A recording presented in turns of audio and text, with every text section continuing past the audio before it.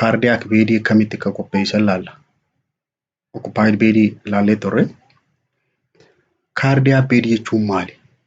Parpasiin isaa, meeshaan isaa barbaachisu, isteeppiin itti hojjetanu kan jiru as jala laalla. Cardiac beediis it is bed prepared for patient with heart disease. Maqummaan cardiac jiru kun onnee irraa dhufe. Sireelee nama rakkoo onneedhaa qabaniif, nama rakkoo hargansuu qaban, nama hafuurri itti jijjitu, nama hafuura baafachuu hin dandeenye saniif qophooytuuni cardiac bed jedhan. It is bed which is prepared for patient with heart disease. Warreen dhukkuba onneedhaa qaban or dyspnea takka immoo hafuura baafachuu warreen hin dandeenye. And to provide easy breathing for patient with minimum strain.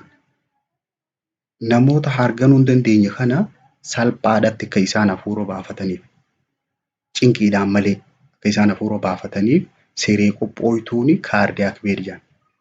It may be semi-sitting position ta'uu danda'a. Semi-sitting jechuun akka nama taa'uu, akka nama hirkatee taa'uu jechuudha. Yookaan fowler position jedhaniini. By using 3 or 4 pillow to reduce difficulty in breathing.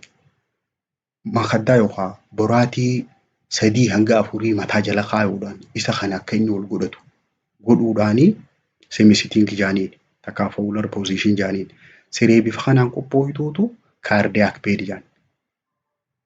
Kaayyoon siree tana qopheessaniif maali? Primary purpose in order to ease difficulty in breathing.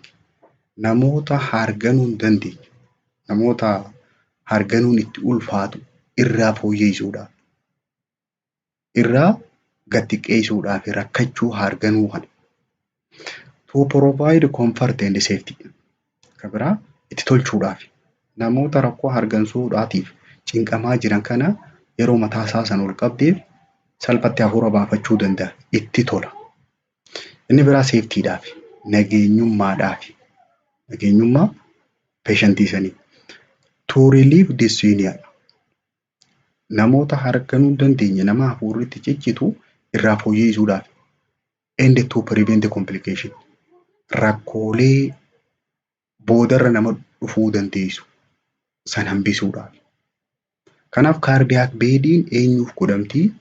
Namoota patient with heart disease, nama rakkoo onnee qaban, nama dhukkuba onnee qaban, nama harganuu hin dandeenye. Isa saniif siree qophooytuuni cardiac bed jedhaniini. Cardiac bediin bifa kana fakkaatti. Mataan isiidhaa akkana ol godhatee jira. Fowler position jedhaniini kan ol godhachuu kana. Siree bifa kanaan qophooytuutu cardiac bed jedhama. Equipmentiin siree tana qopheessuudhaaf nu barbaachiftu siree taanirraa waan adda godhuu jira. Meeshaa siree taaniif barbaachisu akkuma jirutti tahee liineniin jiraachuu qaba. Amsoolaan, bed spreediidhaa fi bilaankeetiin jiraachuu qaba. Extra piiloodhaatu dabalama. Asirratti wanni dabalamu tiraazii dabalataa 4 to 6 piiloo barbaada. Tiraazii 4 hanga 6 kabooda mataa isaa san jala keenya waliin qabna.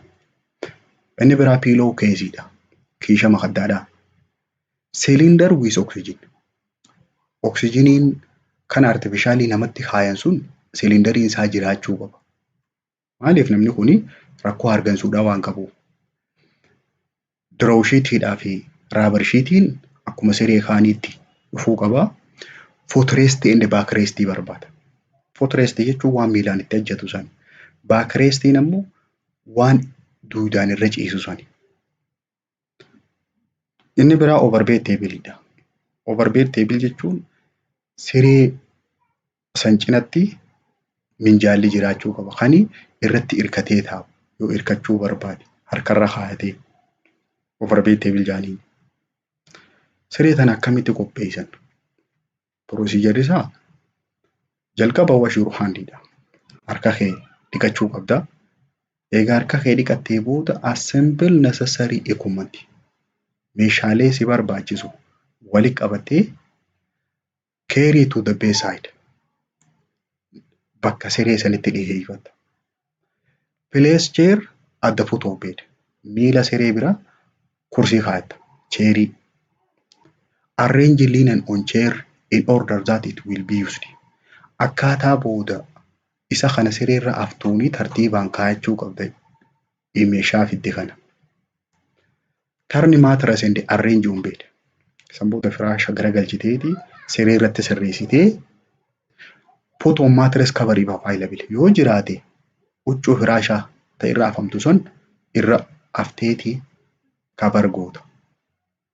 Kana booda eessarraa eegalla bottom sheet irraa kaana. Place bottom sheet with right side up. Karaa sirriidhaa ol garagalchiteeti bottom sheet irra keessa.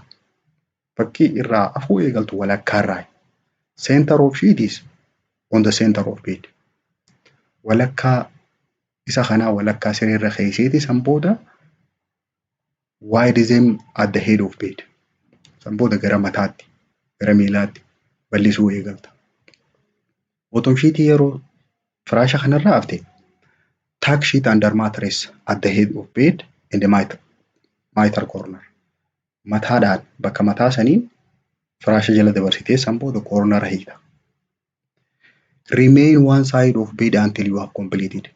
Akkuma sireelee kanaan dura dabartee irratti jenni hanga roga tokko fixxutti gara kaaniin naannoitu. Bottom sheet yeroo hafte san booda katti aanu hafta garumarra jirtu kanaan. Tuck sheet on the side and the foot of bed mitral corner. Bottom sheet kana kara hundaanuu firaasha jala eega dabarsite gara miilaa saniinis corner hiita. Roga kaan ittiin dabarre roga tokkorra jirta. Tuck sheet smoothly under the mattress. There should be no wrinkle. Yeroo siree hafa waa lama irraanfachuun dhorka. Wrinkle caccabaan amsoolaadhaa akkan dadachaane yookaan akkan shushubamne isa san dhorkuudhaaf corner hidhuu irraanfachuun qabu. Egaa bottom sheet afnee booda place rubber sheet and draw sheet in the center of bed. Rubber sheet walakkaa sireerra keenya bakka patientiin booda irra ciisu. Faayidaan rubber sheetiidha yoonii fi patientiin sun dhangala'aan irraa bahe dhangala'aan sun akka firaasha gadi hin baaneefi wanni pilaastikii san afaniif. Place cotton draw sheet on the top of rubber sheet. Eega rubber sheetii aftee booda cotton sheetii isa jibriidhaa san gubbaarra afta. Rubber and the draw sheet should be covered completely. Isa draw sheetiidhaa ka pilaastikii sanii isa rubber sheetii ka pilaastikii san draw sheetiin huccuudhaa kun guutuutti haguuguu qaba. Kana booda maaltu itti aana? Top sheetiidha. Kan booda patientiin jala seenuu ta'a. Place top sheet with wrong side up. Top sheet yeroo afamu fuulli silaa karrii sirriidhaa suni garam deebi'uu qaba. Top sheetiin wrong side'iin ol garagaluu qaba. Booda karri inni uffatu karri sirriidhaa sun akka isa garagaluuf nuti yeroo afnu ol garagalchuu qabna. Yeroo keenyu walakkaarraa center fold sheet at the center of bed and wide at the foot of bed. Walakkaa top sheetiidhaa kana walakkaa sireerra eega keenyee booda gara gadiitti gara miila sireetti gadoo dheereessina. Eega gara miila sireetti gadoo dheeressinee booda tuck sheet at the foot and mitral corner. Gara miilaatiin siree jala dabarsinee corner hiina. Kana booda maaltu hafa? Top sheetii gubbaadhaan place blanket. Blanketii top sheetii gubbaa keenya. We center of blanket on center of bed. Yeroo hunda walakkaan waan afuu deemnu sun walakkaa sireerra kaayamuu qaba.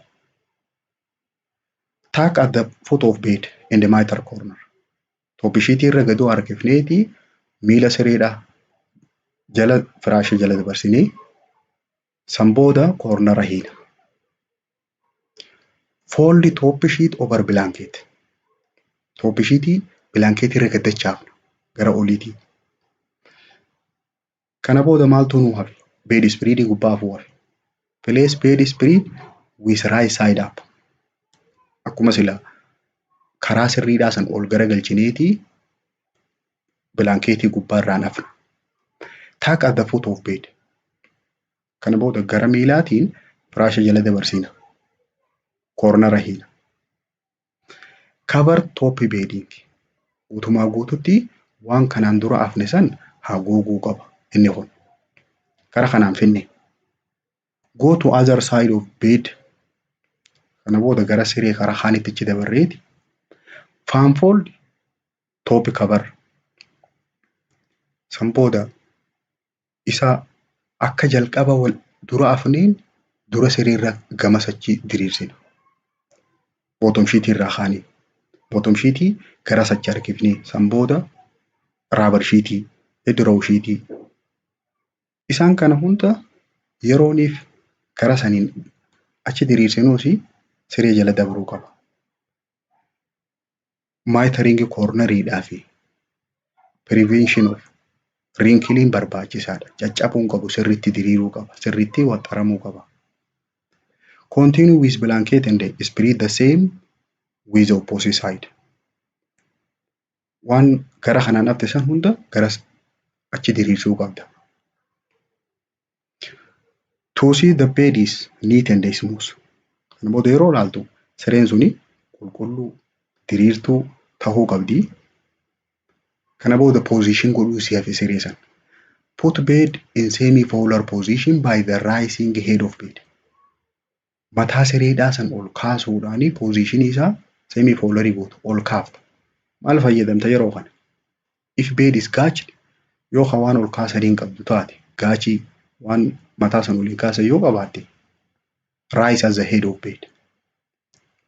Mataa sireedhaa san gaachii fayyadamtee oliin kaafta. Yoo san hin qabaanne taate yoo normaalii taate. If the bed is normal, put extra pillow. Boraatii dabalataati mataa sireedhaa san achirra keessa. Kana booda waan takkaa si hafe footrest. Footrest jechuun waan patientiin sun miilaan itti hojjetu. Put footrest to prevent the patient from sliding down. Mataa sireedhaa san akkasii ol kaaftee miila san jala wanni waa keeysuuf akka inni irraa gadoo hin shololaanneef irraa gadoon kufneef lafatti gadi hin buuneef. Place over bed table over the bed. Kana booda over bed table ka sireerra kaayamu sanii siree gubbaa keeysee and a pillow over it to allow patient hand to rest on it. Akka harki patientiidhaa irra ciisutti. Over bed table jaaniin harkarra kaayatee ciisa. Akka harki isaa achirra kaayamutti mijjeessita. Kana booda maaltu si hafe? Wash the hands thoroughly. Harka kee dhiqatteeti. Record in the nurse order of any observation made on patient. Wantoota dhukkubsataa san irratti mul'ate hundi ka galmaa'u. Procedure hojjettes galmaa'uu qaba. Yeroo hunda galmeessuun documentationiin hedduu barbaachisaadha. Haala kanaan xumurtee kuni waa'ee cardiac bediidhaa kanarra xumura.